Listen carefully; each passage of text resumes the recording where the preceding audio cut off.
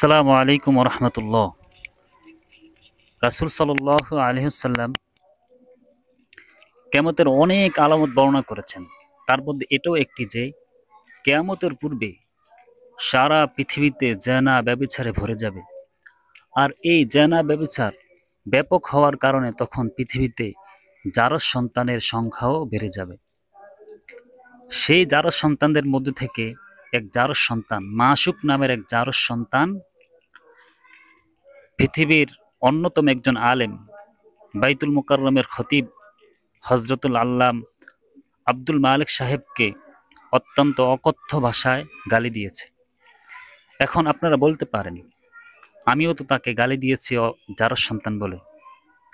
আমি তাকে জারজ সন্তান বলেছি এই কারণ বুখারী শরীফে একটি হাদিস আছে।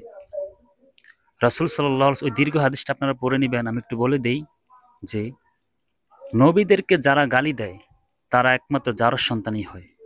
এটা জেনে রাখবেন, নবীদেরকে অনেকেই অস্বীকার করেছে, আমি তাদের কথা বলি না। এই অস্বীকারীদের মধ্যে যারা নবীকে অকথ্য ভাষায় গালি দিয়েছে, আর গালিটা তারাই দিয়েছে যারা জারজ সন্তান, যেটা আপনারা বুখারী শরীফে হাদিসটা পড়লে বুঝতে পারবেন। আর ওলামাই কেরাম হচ্ছে নবীর ওয়ারিস। নবী করিম সাল্লাল্লাহু আলাইহি সাল্লাম হাদিসে বলে দিয়েছেন, আল উলামাউ ওয়ারাসাতুল আম্বিয়া। ওলামাই কেরাম হচ্ছে নবীদের ওয়ারিস, নবীদের উত্তরাধিকার। এখন কেউ যদি এখন কোনো ওলামাই কেরামকে, কোনো আলেমকে গালি দেয়, সে কেমন জানি নবীকেই গালি দেয়। সুতরাং নবীকে যে জারজ সন্তানরাই গালি দেয়, এরকম ওলামাই কেরামকেও জারজ সন্তানরাই গালি দেয়। এ কারণে আমি মাসুককে জারজ সন্তান বলেছি। এবং এই জারজ সন্তান কেন গালি দিছে জানেন? আব্দুল মালিক সাহেব ঈদে মিলাদুন্নবী এই বেদাতকে বেদাত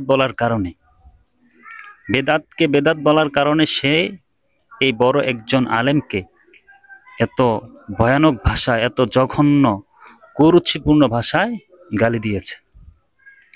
এবং যেই ব্যক্তি গালি দিয়েছে, যেই মাসুক নামের এই বেয়াদবটা গালি দিয়েছে, এই গালি দেওয়ার পরে তাদের অঙ্গনের ওলামাই কেরামও এই গালিকে সমর্থন করেছে। সুতরাং তাদের এই জাতটাই কোনো হালাল সন্তানের দ্বারা গঠিত নয়। আরে যদি ঈদে মিলাদুন্নবীর সুন্নতি হয়, বেদাত না হয়, তুমি গালি দিয়ে কেন প্রমাণ করো? তুমি দলিল নিয়ে আসো। যখন তুমি দলিল পেশ করতে পারো নাই, গালি পেশ করেছ, এর দ্বারা একথা প্রমাণিত হয়ে যায় যে ঈদে মিলাদুন্নবী আসলেই একটি বিদআত, জঘন্যতম বিদআত।